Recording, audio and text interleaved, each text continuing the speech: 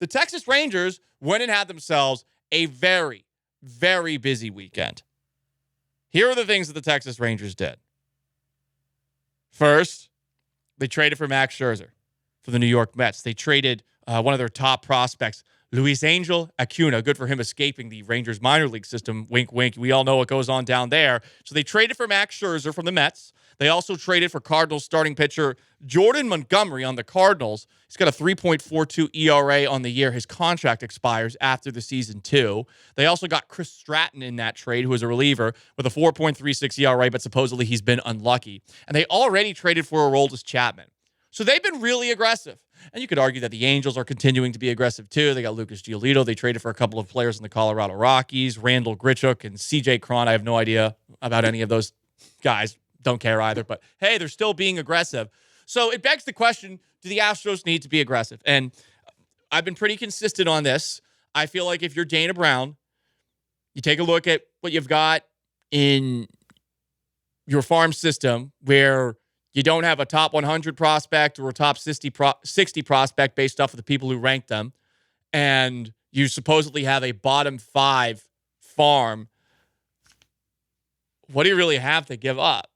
And how aggressive do you really want to be? I mean, really what you look at is the Astros outfielding depth at this moment in time, which is interesting to say, just given where we were at the beginning of the year. Now that Jose Altuve is back, you got Mauricio Dubon, you have Chas McCormick, who you're not trading, obviously. You have Jake Myers, you have Corey Julks. Like, there are some guys that you could potentially trade as because you have a lot of guys right now. It's hard to play them on a regular basis, but you don't really have anything in your minor league system. So, long story short, TLDR, what I'm trying to say is I still feel like the Astros should be conservative here. I don't think it's worth it to be aggressive. And I get it. You see what Texas just did in trading for Max Scherzer, in trading for Jordan Montgomery. Do those two scare you? Scherzer's name scares me. Jordan Montgomery makes the Rangers pitching staff better. Are these two guys making the Rangers pitching staff one of the best? Does it make it one of the best that you could potentially face come playoff time? I will assume that it does give them a lot of help if they're trying to hold off the Astros and win the American League West.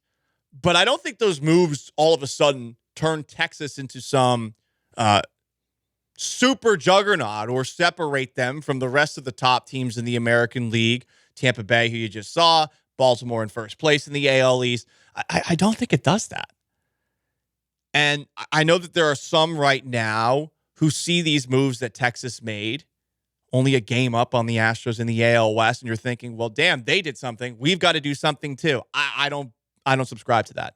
Here's the issue, because there is one name that is out there that I think a lot of people are at the very least interested in, and it definitely would help pick up the workload, just given that, Jose Urquidy's been hurt, Luis Garcia's out for the year. Justin Verlander's a name that excites a lot of people. He obviously was here before. Here's the problem.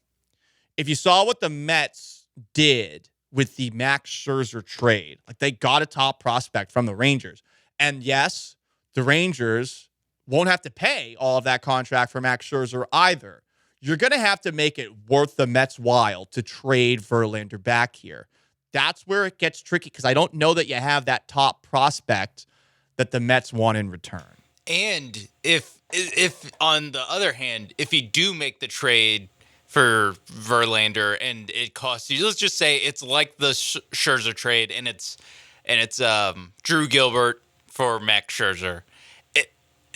So now or you Gilbert just for Verlander, right? Like also, you could just sign this guy. So yes. The Mets, in order for it to make sense for the Astros, the Mets have to take on some of that salary, like they did in the Scherzer deal too, for it to make sense of, yes, we're paying for a guy we already had as late as last November, but it cost us a prospect to get him, but at least we're getting him cheaper, But right. You're still that it's such a fine line to have to walk. Justin Verlander was actually asked about the move. Here's what he had to say yesterday. Like I said, I think it largely depends on how the organization views next year. I mean, I think Max is a tough sign, for trying to go back at it like happened this year. So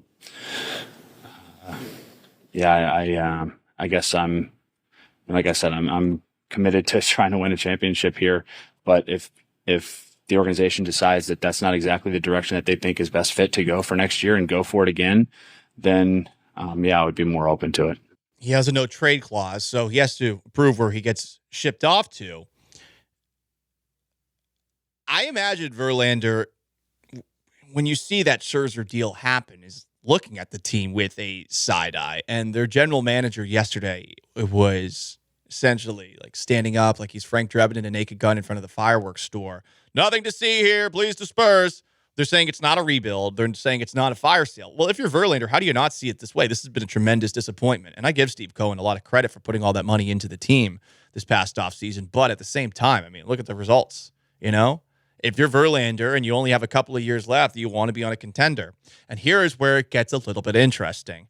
There is another team that is interested in the services of Justin Verlander. Per report, it's the Los Angeles Dodgers. You might have remembered that the Dodgers offered Verlander a 2-year, $80 million contract.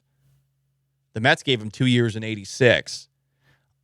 I feel like the Dodgers, and I don't know their farm system off the top of my head, but the Dodgers always have just a ridiculous treasure chest of riches, it seems like, everywhere, whether it comes to their ability to pay everybody or it comes to their farm system. So maybe there's something about their farm system, I don't know, but I feel like the Dodgers are probably going to be more capable of trading for Verlander. And that would also suck. It would suck if Verlander ended up on the Dodgers. I get that the hatred between the two teams is not what it used to be. But for, I think, the majority of Astros fans, like, you hate Dodgers fans. And did anyone see that video of Nick Scurfield walking through Dodger Stadium earlier this year? Like, they're dirty, dirty people, and they might stab you in the back of a parking lot or hit you in the head with a brick. And I'm not even kidding. Like, that's things that they do. So that would suck if he were to end up on the Dodgers. That seems like that's the other possibility for Justin Verlander if he doesn't end up coming to the Astros. And I do think it would likely be too expensive for the Astros to bring him in. Dodgers number 2 on the MLB farm system. It's ridiculous. How do they have all this stuff? They have all the money. They have all the prospects. And it feels like it's the case every single year. Astros, number 30. They're 30, geez. Yeah, not surprising. There are times where I wonder just how good Drew Gilbert is and if we're just like saying, well, he's the best in the Astros farm system because the Astros farm system isn't any good. So could Verlander still end up in Houston? Chandler Rome actually had an interesting piece in The Athletic, and I know some of you guys don't like him. I like Chandler Rome, highlighting Jim Crane's relationship with Verlander as a reason to potentially jump in over the top of Dana Brown, who we talked about on Friday, at the very least has been told he has autonomy, and saying, hey, you got to make that deal happen. I wonder. Brown, for his part, yesterday on the flagship said that the Astros aren't looking for a starting pitcher.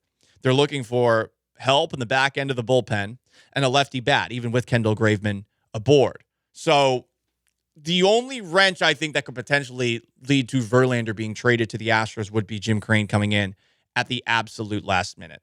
Eric asks, do you believe this team can win the World Series? If not, then don't trade.